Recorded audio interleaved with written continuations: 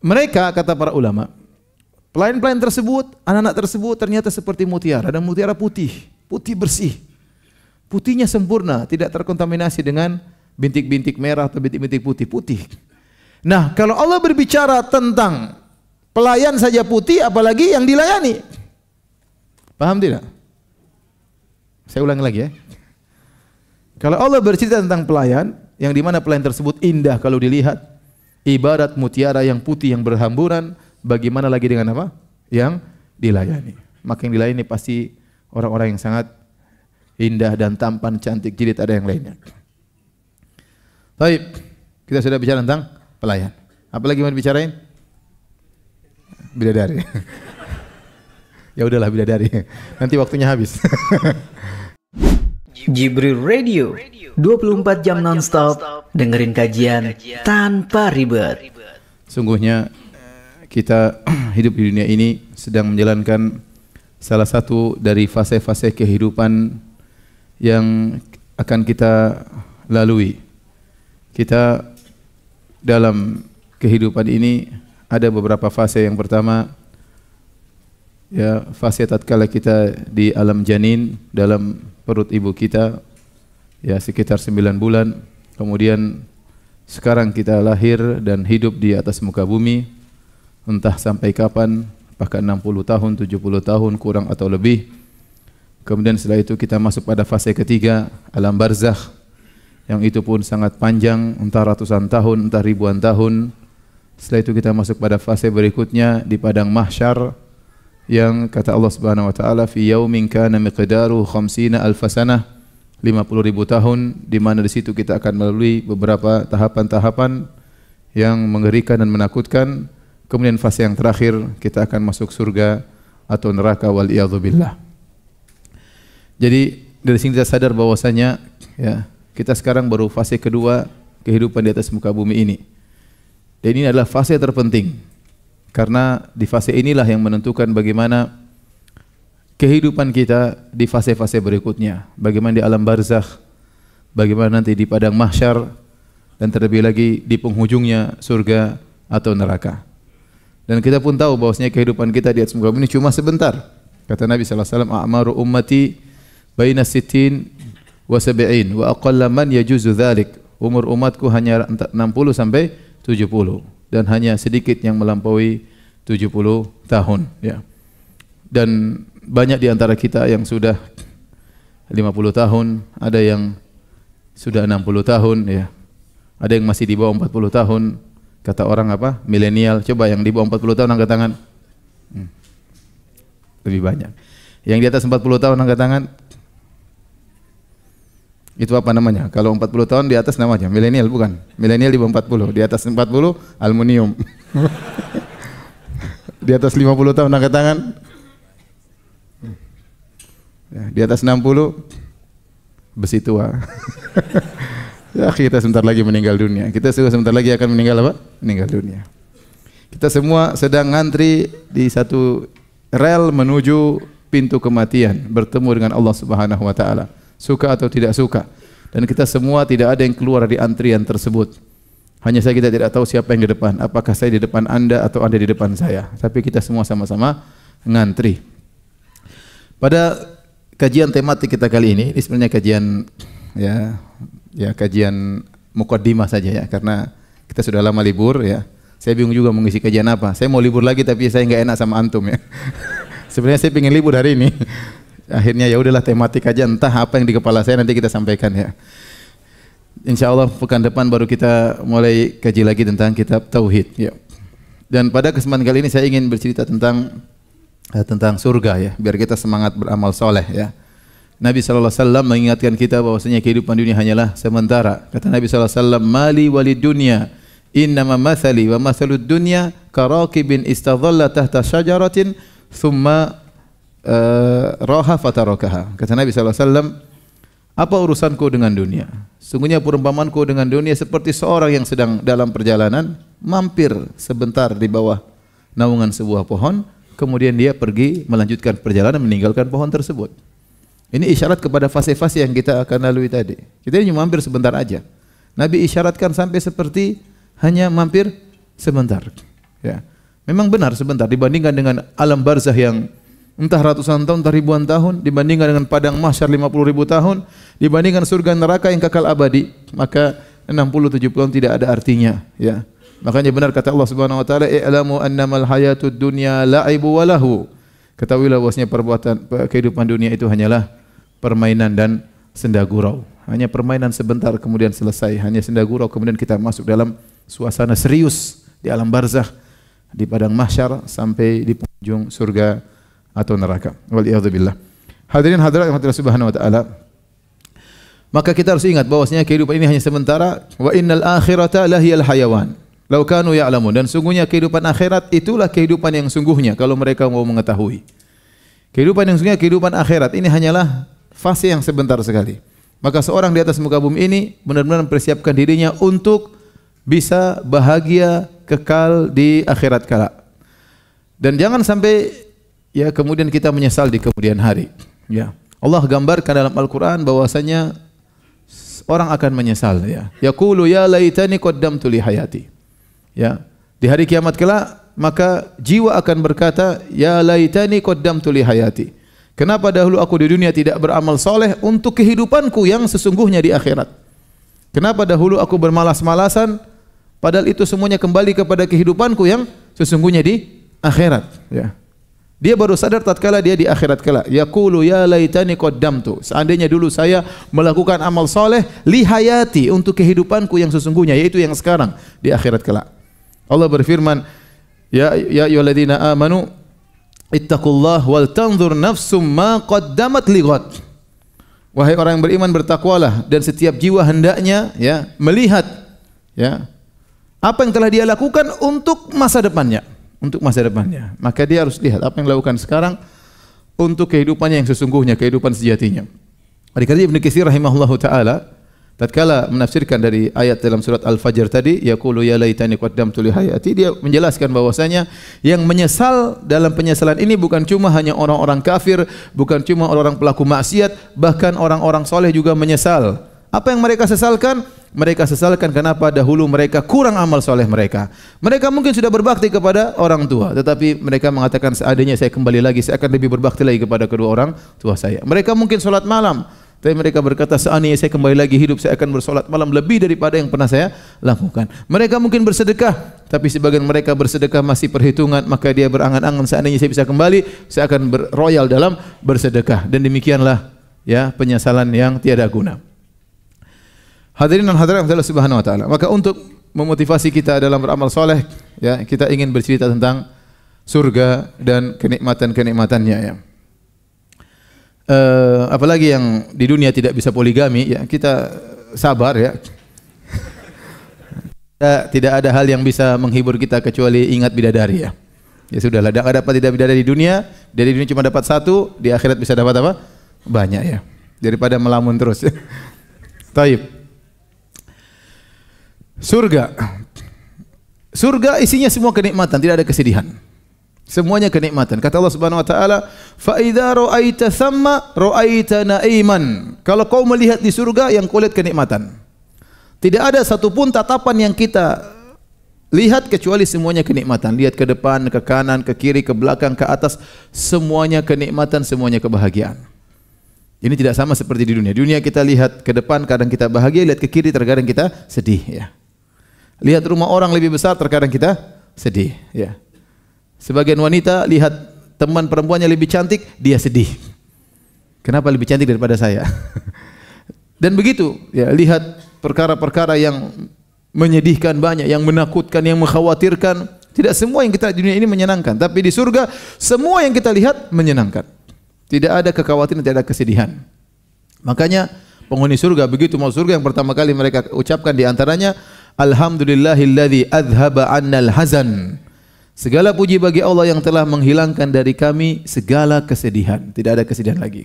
Dikatakan kepada penghuni surga, ya, innalakum ya antan'amu wa la taba'asu abadan. Kalian di surga akan senantiasa bahagia, tidak ada kesedihan, kesusahan sama sekali. Jadi isi surga semuanya menyenangkan. Ya. Udkhulul jannata la khaufun 'alaikum wa la antum tahzanun. Maksudnya kalian dalam surga tidak ada kekhawatiran sama sekali dan tidak ada kesedihan sama sekali. Dan itulah problematika kehidupan dunia. Terkontaminasi dengan ketakutan dan kekhawatiran, kesedihan siapapun dia. Siapapun dia. Ya, apakah dia raja? Apakah dia jenderal? Ya, apakah dia orang terhebat, orang terkaya? Apakah dia orang paling populer ya di atas muka bumi ini? Dia pasti pernah sedih, dia pasti khawatir ya. Yang kaya dengan kekayaannya khawatir ada saingannya, khawatir perusahaannya mendengar gejolak ekonomi, khawatir. Tidak ada yang tentram ya. Maka semua kenikmatan yang Allah ciptakan di atas muka bumi ini tidak ada yang murni kenikmatan, pasti terkontaminasi dengan sesuatu yang mengotori kenikmatan tersebut ya. Enggak usah jauh-jauh, kita bicara tentang makanan saja. Durian enak tapi bahaya kalau terlalu banyak, ya enggak? Iya. Udang enak tapi kolesterol tinggi. Iya, itu makanan, kita bicara makanan ya. Ya. Istri cantik, enak tapi maintenance-nya mahal. Harus ke salon bayar berapa macam-macam. Nanti tidak ada yang murni nikmat tuh enggak ada. Yang ada cuma di mana, di surga. Yang kurang cantik aja bermasalah apalagi. Intinya ya semuanya seperti itu dalam kehidupan dunia ini. Mau nikmat murni cuma di mana? Di surga. Cuma di surga. Taib. Jadi di surga semuanya kenikmatan. Fa idza ra'aita thamma ra'aita na'iman. Kau akan melihat semuanya kenikmatan. Kata Allah Subhanahu wa taala, wa mulkan kabira. Kalau kau lihat di surga kau akan melihat kerajaan yang besar. Ini apa? Isyarat bahwasanya penghuni surga dia adalah seorang raja yang hebat. Dia memiliki kerajaan yang besar. Bukankah Nabi kabarkan kepada kita bahwasanya penghuni surga yang paling rendah ya, adna ahlil jannati manzilah. Orang penghuni surga yang paling rendah Allah berikan kepada dia lakad dunya wa asyratu amsalihha. Engkau mendapatkan dunia dan 10 kali lipatnya. Itu orang paling rendah di surga, dia punya kerajaan sebesar 10 kali lipat dunia. Ya akhi. Hebat atau tidak? Itu benar-benar raja. Kekuasaannya 10 kali lipat dunia ini. Ini penghuni surga paling rendah. Siapa yang mau jadi penghuni surga ini? Angkat tangan. Mau? Paling rendah? Coba saya tanya ulang. Saya bilang lagi. Dia ini memiliki kerajaan 10 kali lipat dunia. Tapi dia penghuni surga paling rendah. Siapa yang mau jadi penghuni surga ini yang paling rendah? Ada 1 orang, 2 orang. Yang penting masuk surga katanya. Yang lain tidak mau, pede. Padahal sholat malam aja tidak pernah. Pede, tidak mau jadi penghuni surga paling rendah. Taib. Ini penghuni surga paling rendah. Dia seorang benar-benar seorang raja.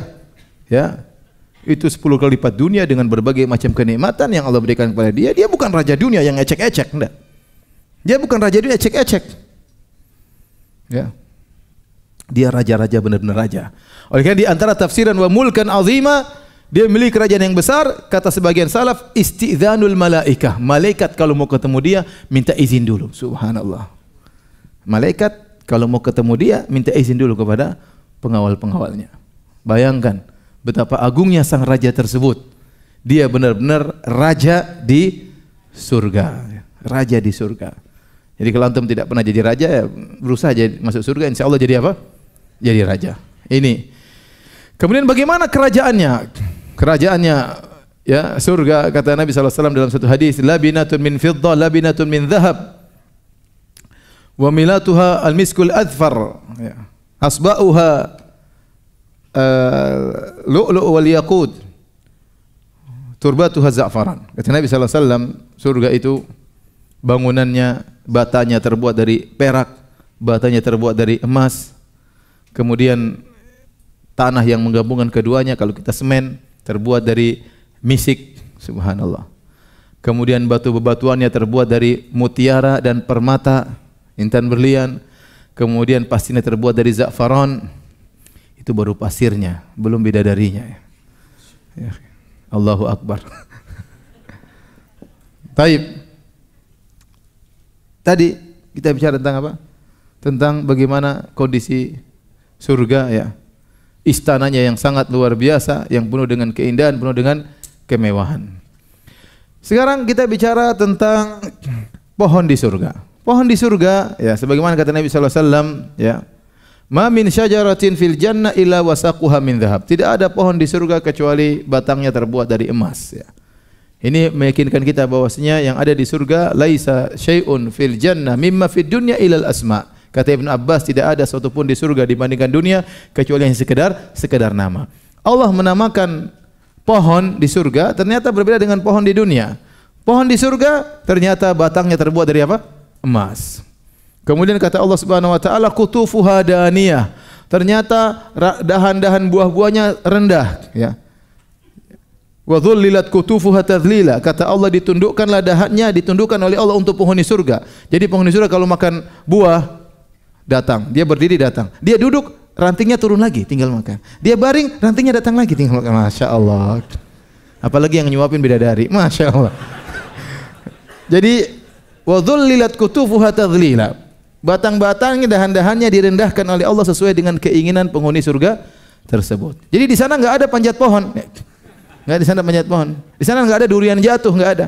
Ya, karena semuanya datang kemudian datang tinggal dimakan. Kemudian buah-buahannya tidak mengenal musim. Kata Allah Subhanahu wa taala ukuluha daimun. Buah-buahannya selalu ada, tidak mengenal apa? Musim. Tidak seperti di Indonesia, di dunia yang buah-buah ada musimnya, ya.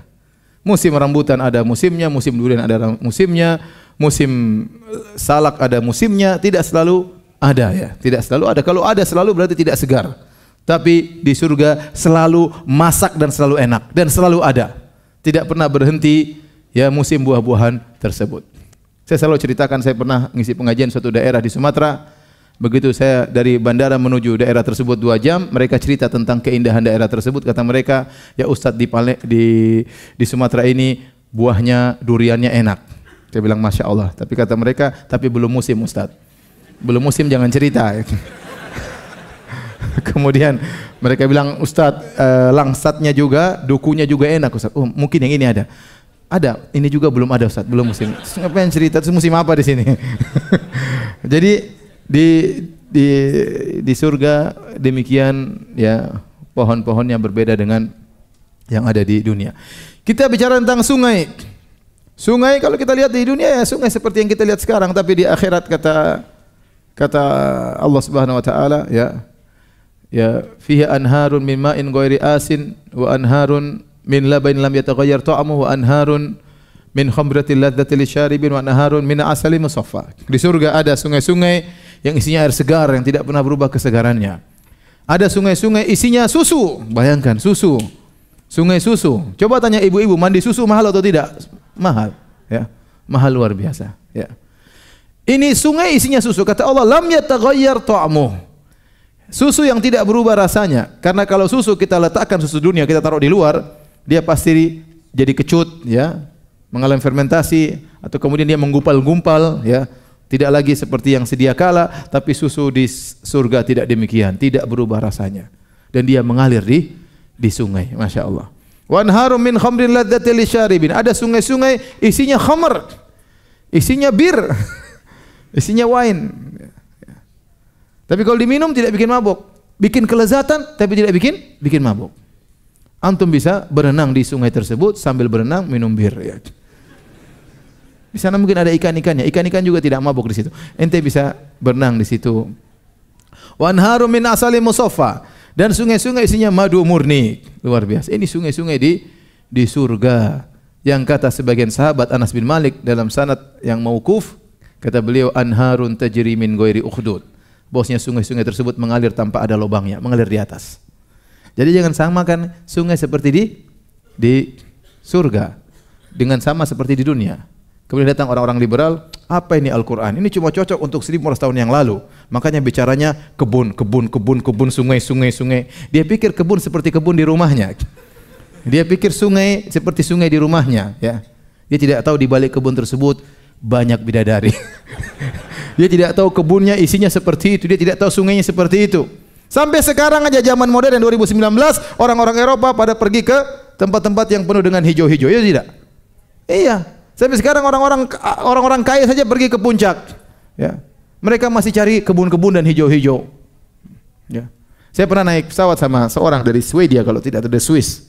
Waktu saya ke Papua, dia pengen pergi ke Raja Ampat, subhanallah. Satu bangku sama saya. Saya bilang, ente nggak usah tanya saya ngomong dia bagaimana, pokoknya dia paham. Intinya saya tanya, sudah berapa lama? Saya sudah lama di sini, sudah sehari saya berterbangan dan terus capek dia. Terus kemana? Ke Raja Ampat. Kata dia ini tempat terkenal sekali, subhanallah. Jauh-jauh dia cari apa? Laut, cari pemandangan. Ya, sampai sekarang orang masih rindu dengan namanya air, mata air, kebun, kemudian apa namanya sungai-sungai, apalagi bidadari. Makanya jangan dengar orang liberal. Orang liberal itu bahlul ya, bahlul ya, ya Abu Jahlul. Taib. Hadirin hadirat yang mati Allah Subhanahu Wa Taala. Inilah kebun-kebun, inilah sungai-sungai, inilah pohon-pohon, taman-taman. Ya. Apalagi kita bicara? Kita bicarakan tentang para pelayan di surga. Allah Subhanahu wa taala berbicara tentang para pelayan, kata Allah Subhanahu wa taala, "Wa yatufu 'alaihim wildanun mukhalladun." Dan berkeliling di sekitar mereka wildanun mukhalladun, anak-anak kecil yang kekal. Semua yang tinggal di surga kekal, yang tinggal di neraka saja kekal, apalagi tinggal di surga kekal. Tapi kekal di sini bukan maksudnya mereka kekal, yang dimaksud oleh Allah kekekalan artinya mereka senantiasa kekal dalam kondisi muda, dalam kondisi anak-anak. Jadi tidak bertambah usia kemudian menjadi tua. Allah sebutkan pelayan-pelayan itu adalah anak-anak kecil yang bertebaran. Ya. Idza ra'aitahum hasibtahum lu'lu'an mansura. Kalau kau lihat mereka, kau menyangka mereka adalah mutiara yang bertebaran. Sini ada banyak faedah. Dalam ayat yang lain, wa yatufu 'alaihim ghilmanul lahum, dan berkeliling di sekitar mereka ya anak-anak kecil milik mereka. Maksudnya anak kecil ini adalah Allah ciptakan buat mereka untuk melayani para penghuni surga. Bagaimana ciri-ciri pelayan tersebut? Ternyata mereka kecil. Dan kata para ulama, kenapa diciptakan pelayan kecil-kecil? Karena lebih enak untuk disuruh-suruh. Bayangkan kalau Allah bilang, dan engkau lihat om-om berkeliling, enggak enak kita nyuruh-nyuruh itu enggak enak. Om ambilin om, enggak enak. Tapi kalau anak kecil bertebaran ke sana kemari, dan namanya anak kecil dia lebih giat. Kita anak kecil aja main enggak berhenti-berhenti. Main terus sana loncat sini, kita aja waduh. Enggak berapa energi yang harus dikeluarkan untuk ke sana ke sini. Anak kecil aktif ke sana sini. Dan mereka bertebaran. Itulah para pelayan di surga. Allah ciptakan khusus untuk para penghuni surga. Kata Allah, "Idza ra'aitahum," dan hasibatahum, kalau kau lihat mereka, kau akan menyangka mereka seperti permata yang bertebaran. Masya Allah, mereka indah kalau dilihat, menyenangkan kalau dilihat, seperti permata, seperti mutiara yang putih yang bertebaran. Tidak seperti namanya pelayan di dunia. Rata-rata pelayan di dunia ya biasanya kurang penampilan kurang bagus, terkadang agak gini sedikit, anu sedikit, ya. Biasanya rendahan namanya pelayan ya. Tapi di surga ternyata pelayannya spesial. Kalau kau lihat mereka, kata Allah, kau akan melihat seperti mutiara yang bertebaran, mutiara putih. Dalam ayat yang lain, wa yatufu 'alaihim ghilmanul lahum ka'annahum lu'lu'un maknun. Dan berkeliling di sekitar mereka anak-anak seperti mutiara yang disimpan dalam cangkangnya. Jadi mereka, kata para ulama, pelayan-pelayan tersebut, anak-anak tersebut ternyata seperti mutiara, dan mutiara putih, putih bersih. Putihnya sempurna, tidak terkontaminasi dengan bintik-bintik merah atau bintik-bintik putih. Nah, kalau Allah berbicara tentang pelayan saja putih, apalagi yang dilayani. Paham tidak? Saya ulangi lagi ya. Kalau Allah bercerita tentang pelayan, yang dimana pelayan tersebut indah kalau dilihat, ibarat mutiara yang putih yang berhamburan, bagaimana lagi dengan apa? Yang dilayani. Maka yang dilayani pasti orang-orang yang sangat indah dan tampan, cantik, jilid, ada yang lainnya. Baik, kita sudah bicara tentang pelayan. Apa lagi mau dibicarain? Bidadari. Ya udahlah bidadari. Nanti waktunya habis. Bidadari. Wa ma adraka ma bidadari. Tahukah kalian apa itu bidadari? Bidadari datang dalam Al-Qur'an dan dalam hadis-hadis Nabi sallallahu alaihi wasallam, ya. Rasulullah memberikan sifat global yang sudah menggambarkan bagaimana indahnya bidadari. Ibu-ibu dengar, ibu-ibu ya. Ya. Ini bidadari ya. Kalau seorang sudah ditakdirkan Allah masuk surga, bidadarinya sudah ada, Allah siapkan. Karena surga sudah ada. Dan di antaranya Allah sudah siapkan bidadari. Makanya disebut dalam hadis, kalau ada seorang istri yang kurang ajar sama suaminya, ya, dengar ibu-ibu ya. Kalau ada istri yang kurang ajar sama suaminya, apa kata bidadari di surga? Qatalakillah. Semoga Allah membinasakan engkau wahai istri kurang ajar ya. Ya. Kata para bidadari tersebut, mereka protes ya. Mereka mengatakan sungguhnya suami kami itu hanyalah tamu di sisimu ya. Yushiku an yufariqana an yufariqaki ilaina ya. Hampir-hampir dia meninggalkan engkau menuju kami. Jadi seorang di dunia, istri di dunia harus menjadi istri yang solehah, agar dia tatkala masuk surga dia menjadi ratu bidadari. Dia menjadi ratu bidadari. Dia lebih hebat dari bidadari, lebih cantik dari bidadari, lebih indah daripada bidadari. Tapi kalau ternyata dia kurang ajar sama suaminya, sering angkat suara sama suaminya, bentak-bentak suaminya, nuntut selalu ingin ini, ingin anu, maka kita khawatir dia jadi bidadari dari gua hantu. Taib, hadirin Allah Subhanahu wa taala. Bidadari, kata Nabi sallallahu alaihi wasallam, "Lau tala'at imra'atun min ahli al-jannah ila dunya la adha'at ma bainahuma wala mala'at ma bainahuma riha wala nasifuha ala ra'siha khairu minad dunya ma fiha." Kata Nabi sallallahu alaihi wasallam, kalau ada seorang wanita surga nongol di dunia, nongol, muncul cereng gitu, maka dia akan menyinari apa yang ada langit dan di bumi. Seandainya Jakarta semuanya lampu mati, kemudian dari nongol terang benderang, masyaallah. Terang benderang dari langit sampai apa? Bumi. Bukan cuma terang benderang, wala mala'at ma bainahuma riha, bahkan mengeluarkan bau yang semerbak antara langit sampai bumi. Harum seluruhnya, subhanallah. Bagaimana harumnya sang bidadari, sehingga isi dunia penuh semua dengan keharuman gara-gara tubuh sang bidadari. Ya. Kemudian kata Nabi sallallahu alaihi wasallam, wala nasifu ala ra'siha, kerudung yang ada di atas kepalanya, khimar yang ada di atas kepalanya, khairum minad dunya wa fiha, lebih baik daripada dunia dan seisinya. Itu Nabi baru bicara tentang kerudungnya. Kerudungnya lebih baik daripada dunia dan seisinya. Bagaimana lagi dengan pipinya bidadari tersebut? Allahu akbar ya. Namun ini semua kata Allah, fala ta'lamu nafsun ma ukhfiya lahum min qurrati a'yun. Tidak ada sejiwa pun yang tahu, tidak bisa lihat kenikmatan ini.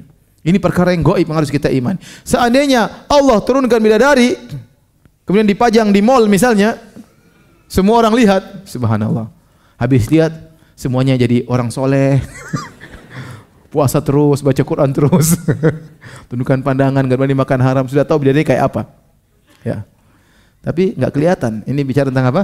Keimanan. Tapi cuma Nabi kasih tahu. Ya. Wala nasifu ala ra'siha khairu minad dunya ma fiha. Kerudungnya di atas kepala lebih baik daripada dunia dan seisinya. Bagaimana lagi dengan yang lainnya? Allah sebutkan sifat-sifat bidadari dalam Al-Qur'an. Kata Allah Subhanahu wa taala, wa azwajun mutahharah. Istri-istri yang disucikan. Kata para ulama, istri-istri yang disucikan dari sisi akhlak dan disucikan dari sisi fisik. Fisik para bidadari suci, tidak ada kotorannya sama sekali. Makanya seluruh penghuni surga yang masuk surga, kata Nabi sallallahu alaihi wasallam, ya, la yabulun wala yataqawwatun wala yamtakhitun. Para penghuni surga tidak ada yang buang air kecil, tidak ada yang buang air besar, tidak ada yang ingusan, enggak ada. Semua bersih. Maka wanita surga bersih, tidak ada haidnya, tidak ada nifasnya, ya. Tidak ada bau keteknya, tidak ada upilnya, tidak ada kotoran telinganya, ya. Ya, semuanya bersih. Saking bersihnya dia indah dan dia sangat harum. Maka di dalam riwayat, inna rajulan min ahli jannah la yu'anikul hawra sab'ina sanatan la yamalluha wa la tamalluhu. Sungguh seorang lagi penghuni surga memeluk seorang bidadari 70 tahun. Dia tidak bosan memeluknya dan sang bidadari juga tidak bosan dengan dekapannya. Bayangkan 70 tahun. Ente coba peluk perempuan di dunia sehari aja. Sudah berbagai macam bau-bauan yang keluar ya. Sehari saja 24 jam. Ini 70 tahun dipeluk tidak bosan. Kenapa? Karena bersih, tidak ada dan harum, sangat harum. Itulah para bidadari. Bersih dari segala kotoran, ya. Kemudian akhlak mereka juga sangat bersih, tidak ada hasad, tidak ada dengki, tidak ada ngomel-ngomel, tidak ada angkat suara, tidak ada semuanya. Ya. Sampai ada seorang pernah tulis pertanyaan sama saya, Ustadz, kalau saya mau surga, saya tidak mau ajak istri saya. Dia takut istrinya ngomel-ngomelin dia di akhirat. Dia bilang kalau istrinya masuk surga, dia akan berubah, akan dibersihkan oleh Allah Subhanahu wa taala. Ya.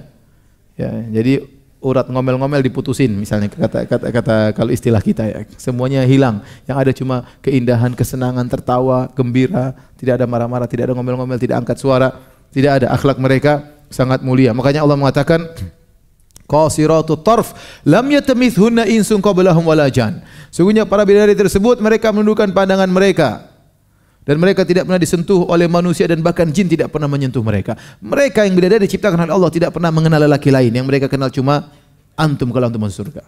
Antum bayangkan Allah ciptakan makhluk yang sangat cantik jelita yang dia tidak pernah lihat kecuali antum. Antum yang paling tampan. Karena memang enggak ada yang dia pernah lihat. Ya tidak. Dia tidak tahu laki-laki lain. Yang dia lihat cuma ente. Jadi ente yang paling tampan. Wajah ente kayak apapun ente paling tampan. Ya, jadi qasiratut tarf, tundukkan pandangan, enggak pernah lihat yang lain. Tidak pernah bandingkan suaminya dengan lelaki lain, enggak pernah. Enggak pernah. Ya. Akhlaknya mulia, selalu melayani suaminya. Kenapa? Dia tidak pernah disentuh oleh manusia manapun dan tidak pernah disentuh oleh jin manapun. Kemudian mereka hanya nunggu di kemah-kemah menanti kedatangan suami mereka. Kata Allah Subhanahu wa taala, hurum maqsuratun fil khiyam, menantikan di kemah-kemah, menantikan kedatangan apa? Suami mereka. Siap melayani suami mereka 24 jam. Kapan saja suaminya pingin, maka selalu mereka melayani suami mereka. Di dunia tidak demikian. Tidak setiap wanita siap melayani apa? Suaminya. Ya. Terkadang suaminya lagi berhasrat, istrinya lagi main ke rumah orang tuanya. Terkadang suaminya lagi berhasrat, istrinya lagi ngerumpi sama tetangga. Terkadang suami lagi berhasrat, ternyata istrinya lagi ke mall. Terkadang suami lagi berhasrat, istrinya lagi pengajian. Terkadang suami lagi berhasrat, istrinya lagi datang bulan. Terkadang suami lagi berhasrat, istrinya ternyata lagi nifas. Terkadang lagi berhasrat, ternyata istrinya tidak kemana-mana, di rumah saja, tapi tidak berhasrat. Kalau wanita surga setiap saat selalu siap melayani suaminya. Taib. Kita lanjut tentang bidadari surga. Ya. Bagaimana fisiknya? Fisiknya Allah Subhanahu Wa Taala sebutkan dalam Al-Quran. Kata Allah Subhanahu Wa Taala di antaranya, ka'annahunnal yaqutu wal marjan. Bahwasanya para bidadari tersebut seperti al yaqut wal marjan. Al yaqut maksudnya seperti intan berlian, bening. Al marjan maksudnya mutiara putih. Maka bidadari disifati dengan putih dan bening. Sisi putihnya yaitu kulitnya sangat putih. Kata Allah, wa hurun ain ka'amsali lu'lu'il maknun. Bahwasanya bidadari tersebut seperti mutiara yang tersimpan. Putihnya sempurna, saya seperti katakan tadi tidak ada terkontaminasi dengan merah-merah, hitam-hitam, tidak ada tailalat, enggak ya. Tidak ada bintik-bintiknya, putih bersih. Itulah kulit bidadari. Saking putihnya begitu kuat sampai terlihat di balik gaun yang dia pakai. Kata Nabi sallallahu alaihi wasallam, "Yura bayadu saqaiha min wara'i sab'ina hullah." Ya, kata Nabi sallallahu alaihi wasallam, terlihat putih betis bidadari tersebut di balik 70 gaun yang dipakai oleh bidadari tersebut. Jadi kalau bidadari tersebut antum ketemu di surga, dia pakai gaun 70 lapis, sudah tutup badannya, masih kelihatan putih betisnya di balik 70 gaun tersebut. Luar biasa. Kalau kita di dunia perempuan putih tutup satu gaun sudah selesai, enggak kelihatan putihnya. Ini 70 gaun nutupi betisnya masih kelihatan apa? Putihnya, berarti putihnya menembus, Masya Allah. Gimana antum tidak sabar merobek itu 70 gaun ya. Kemudian beningnya kata Nabi sallallahu alaihi wasallam dalam hadis ya, kabiduha mir'atuhu, sungguhnya hati dari bidadari adalah cermin bagi sang suami. Jadi kalau sang suami berdiri di depan bidadari, Masya Allah, ditanya, aku di mana sayangku? Kau di hatiku. Benar-benar ada. Benar-benar ada cerminnya, wajahnya di hati sang bidadari, karena bidadari tersebut badannya bening, sampai-sampai wajah sang lelaki terpatrikan di hati sang bidadari. Sampai kata Nabi SAW, yura mukhu saqaiha min wara'il lahmi minal husni. Terlihat sumsum betisnya di balik dagingnya karena saking indahnya. Kalau Nabi stop di situ, terlihat sumsum betis bidadari di balik dagingnya, kita sudah ngeri. Sumsumnya kelihatan. Ini bidadari atau gendruwo ya maksudnya. Tetapi Nabi sebutkan minal husni karena saking cantiknya. Kita nggak bisa bayangkan, sudah. Kita nggak bisa bayangkan. Pokoknya bidadari sangat indah. Ya. Taib. Kita hanya bisa berdoa semoga Allah Subhanahu Wa Taala menjadikan istri-istri kita sebagai ratu bidadari dan semoga Allah kumpulkan kita dengan istri kita atau istri-istri kita di surganya kelak. Ya Rabbal Alamin. Bapak-bapak sabar ya, jaga pandangan, jangan suka melotot sana sini ya. Ya, kalau mau dapat bidadari konsentrasi sama istri yang ada ya. Allahumma kfina bihalalika an haramik wa agrina bifadlika amman siwak. Ya Allah cukupkan kami dengan yang halal yang kau berikan kepada kami. Ya Allah kasih kita istri satu halal, nikmati. Dikasih dua alhamdulillah. Kasih tiga ya Allah alam ya. Kemudian jangan sampai kita kemudian melirik kanan kiri seperti kata orang apa namanya rumput tetangga lebih apa? Lebih hijau ya. Setan menghiasi kemaksiatan. La uzayyina lahum fil ard kata setan dia bersumpah aku akan menghiasi ya kemaksiatan bagi mereka di muka bumi. Ya kita hidup penuh dengan perjuangan ya. Kalau kita sabar dalam kehidupan ini maka Allah akan memberikan kita yang lebih baik di surga kelak ya. Demikian saja apa yang saya sampaikan pada kesempatan kali ini. Kalau ada yang bertanya saya persilahkan. Wallahu ta'ala alam bisawab.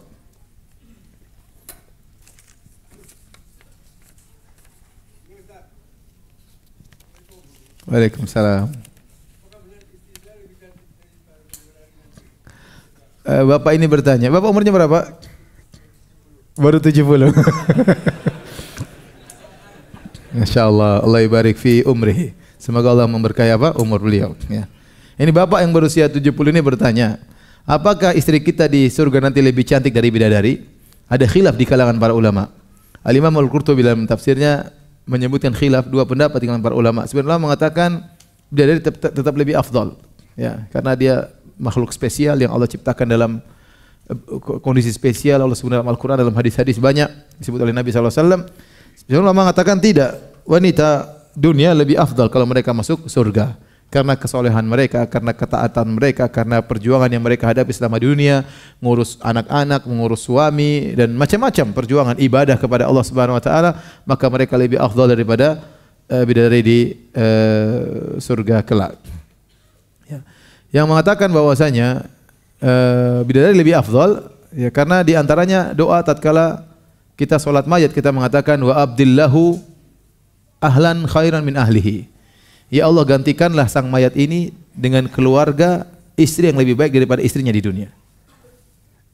Mereka mengatakan ini dalil bahwasanya bidadari lebih afdal daripada istri di dunia. Tetapi hadis ini tidak sharih, tidak tegas.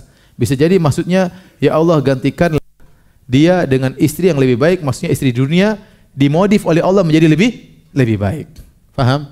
Karena dalam hadis-hadis menunjukkan penghuni surga akan dirubah oleh Allah Subhanahu wa taala. Kata Nabi contohnya dalam hadisnya, awalu zumratin tadkhulul jannah ka al-qamar lailatal badri. Kata Nabi sallallahu alaihi wasallam, kelompok pertama masuk surga seperti rembulan di bulan purnama. Artinya cantik dan tampan.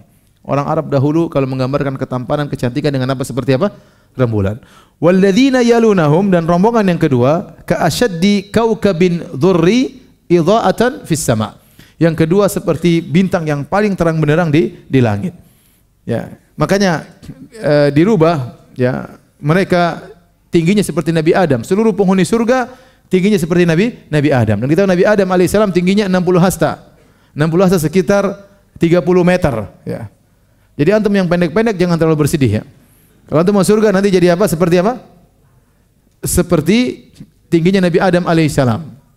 Tuluhu situna dhira'an, tingginya 60 hasta. Kemudian tadi kita sudah sebutkan, orang-orang akan dijadikan putih, ya, indah. Sementara pembantu-pembantu saja putih, apalagi yang dilayani. Kemudian mereka akan dijadikan cantik dan tampan. Maka manusia akan dibangkitkan dengan bentuk yang baru, dimodif oleh Allah Subhanahu wa taala, namun ciri-ciri mereka masih ada. Kita bisa, orang masih saling mengenal si fulan masih ada ciri khasnya. Seperti anak kecil, dia punya rona wajah tertentu. Kemudian tatkala dia besar, keluar jenggotnya lebih, rahangnya lebih besar. Kemudian, tapi kita masih kenal, oh dia si fulan dulu. Masih ada ciri khasnya, tetapi sudah berubah. Maka para penghuni surga kalau masuk surga, yang lelaki menjadi sangat tampan, wanita juga menjadi sangat cantik, dan tetapi masih terlihat ciri khas mereka, dan menurut pendapat sebagian ulama mereka lebih afdal daripada para wanita bidadari. Wallahu taala alam bisawab. Azan dulu.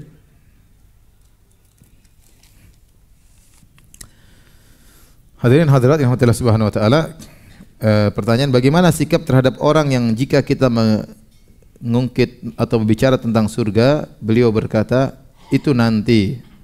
Saat ini pikirkan dunia dulu. Ya. Karena kita hidup di dunia. Apakah saya salah jika membahas tentang kenikmatan surga pada orang tersebut? Ya. Orang dalam kasus ini beliau adalah orang tua saya.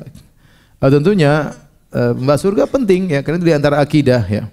Kita kenapa bicara tentang kematian, tentang hari esok, agar kita tidak terpedaya dengan apa yang di depan kita ini. Kalau kita lupa tentang hari akhirat, hari kemudian, terkadang kita terlenakan dengan apa yang di depan kita. Tentunya tatkala kita mendidik orang tua harus penuh dengan kelembutan. Ya kita sebutan tentang akhirat ya. Dengan cara yang lembut ya, dengan cara yang bijak. Ya, karena orang tua apalagi dia tidak mau digurui ya. Dia tidak mau dianggap rendah ya. Betapapun seorang sudah mencapai gelar tinggi, tetap aja dia namanya anak-anak di hadapan mata orang tuanya, dan kita sabar dalam menyampaikan kebaikan kepada dia. Apakah istri yang kurang cantik atau seksi di surga bisa jadi lebih dari bidadari? Insyaallah ya. Insyaallah. Sabar.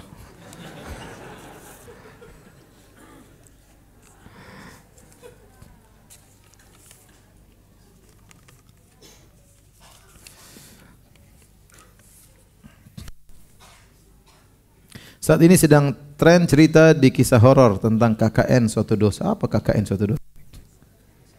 Kisah-kisah nyata. KKN itu apa? Kuliah kerja nyata. KKN suatu desa ya, salah suatu dosa. Tentang KKN suatu desa. Apakah penampakan jin setan itu benar-benar ada? Bagaimana cara menghadapi gangguan jin setan? Iya, jin bisa menampakkan diri. Hukum asalnya mereka tidak nampak ya. Ya. Innahu yarakum huwa wa qabiluhu min haitsu la tarawnahum. Sungguhnya setan dan anak buahnya melihat kalian dari mana kalian tidak bisa melihat apa? Mereka. Asalnya mereka tidak terlihat. Terkadang mereka tampaknya hukum sangat jarang terjadi. Saya tanya sama antum. Antum yang hadir semua ini yang pernah lihat jin, coba angkat tangan. Enggak ada kan? Berarti hukum asalnya mereka tidak menampakkan penampakan, dan mereka menampakkan dengan yang menakutkan. Tapi antum jangan takut, ya. Antum jangan apa? Takut. Itu jin juga ya mungkin takut sama antum ya. Ya makanya dia tidak boleh nampakkan dirinya, dia sembunyi-sembunyi kan, takut. Tidak mesti sudah. Kita yang penting bertakwa kepada Allah Subhanahu wa taala. Ada seorang ustaz pernah cerita, ada keluarganya setiap masuk rumah, tahu-tahu dengar suara shower orang mandi. Zzz. Masuk rumah lagi dia cek enggak ada orang. Tidur lagi. Zzz. Akhirnya dia jengkel. Begitu suara mandi dia datang, dia gebrok, pung gitu. Besoknya enggak ada lagi suara itu. Jadi maksud saya, kalau antum ketahuan takut, mungkin dia malah nggodain ya. Usil nggodain antum ya. Antum santai aja, dia datang, ente hadapi. Ente punya ayat kursi, ente punya qul a'udzu birabbil falaq, qul a'udzu birabbin nas, ente punya Al-Fatihah, ente punya surat Al-Baqarah. Ya dibaca. Ya. Jangan takut, dia menampakkan dirinya di apapun, ente jangan takut. Apalagi jin-jin setan-setan Indonesia, kau nampakannya ngeri-ngeri ya. Ya, terkadang gondruwo, enggak pernah mandi, kemudian apalagi tuyul, mak lampir, sundel bolong, mengerikan ya. Ya, pocong ya. Terkadang si manis jembatan Ancol ya. Kata orang setan-setan tergantung tingkat ekonomi masing-masing negara. Kalau di luar negeri keren-keren pakai apa? Pakai jas keren, pakai dasi ya. Ganteng-ganteng gagah-gagah ya. Jadi ada mungkin bisa menampakkan tapi antum hadapi. Ya. Biasa aja jin dia. Dulu saya ingat di Jogja ada suatu kos-kosan. Di situ setiap malam ada perempuan muncul mandi di situ. Teman-teman mau sewa, biar aja kita sewa aja. Karena orang semua takut sewa kos-kosan di situ. Nah, cari tempat situ murah. Sewa lebih apa? Murah. Urusan berhadapan dengan setan ya nanti tinggal di ruqyah ya biasalah ya. Mungkin dia panggil teman-temannya, ya biarin aja lah. Maksud saya dihadapi, enggak usah ketakutan dan ngeri-ngeri dan yang lainnya.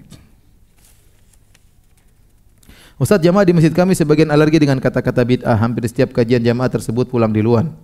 Hampir setiap kajian dan khutbah si ustaz-ustaz sunnah di masjid kami tidak ada perubahan dari jemaah-jemaah untuk berubah meningkat mengikuti sunnah, masih banyak melaksanakan bid'ah. Ini masalahnya tentang masalah fikih dalam berdakwah, perlu kesabaran. Tentu tidaklah hikmah seorang datang langsung bahas misalnya bid'ah-bid'ah yang sedang tersebar di situ ya. Bahas yang pertama, bahas sampai orang percaya kita dulu, bahas tentang syirik, oke. Yang sangat urgent masalah syirik ya, misalnya kita bahas masuk melalui sirah Nabi SAW. Kita ingin membersihkan masyarakat dari syirik dan bid'ah, tapi tentu dengan kesabaran ya. Tentu dengan kesabaran. Makanya kata Ibnu Mas'ud, lasta tuhadditsu haditsan ya, la tablughu an-nas la tablughu uqulahum illa kana li ba'dhin fitnah. Tidaklah kau menyampaikan satu hadis kepada masyarakat tidak sampai pada otaknya kecuali akan menimbulkan apa? Fitnah. Mereka tidak siap menerima, akan menimbulkan fitnah. Ya, kata Ali bin Abi Thalib, haditsun nas bima ya'rifun aturiduna yukadziballahu wa rasuluh. Sampaikanlah hadis atau penyampaian sesuai dengan nalar masyarakat. Jadi pelan-pelan ya. Pelan-pelan ya. Kita saja kalau enggak usah kita jauh-jauh bicara, kita saja dakwahi bapak kita coba. Langsung kita bilang, "Pak, ente syirik, Pak. Ente mubtadi, ente." Apakah kita berani ikut sama bapak kita? Enggak berani. Tatkala kita berdakwah sama bapak kita perlu strategi, apalagi demikian juga dengan masyarakat. Jangan ente di hadapan masyarakat kita bilang sampaikan kebenaran walau pahit, meskipun dilempar misalnya. Tapi kalau sama bapak kita pelan-pelan takut diusir, ya, berarti ente enggak komitmen dong. Sebagaimana ente dakwahi bapak ente, ibu ente dengan strategi, maka dakwahi masyarakat juga dengan apa? Strategi. Karena sebagian orang begitu, sok-sok jago. Ya, kita bukan masalah menyampaikan, semua orang bisa menyampaikan, tapi disitulah fikih seorang dai, dia bisa menyampaikan dengan bijak. Sampaikan dengan apa? Dengan bijak ya. Tapi demikian saja kajian kita. Mohon maaf banyak yang saya tidak bisa jawab karena kekurangan ilmu. Subhanakallah bihamdik asyhadu an la ilaha illa anta astaghfiruka wa atubu ilaik. Assalamualaikum warahmatullahi wabarakatuh. Jibril Radio 24 jam nonstop dengerin kajian tanpa ribet.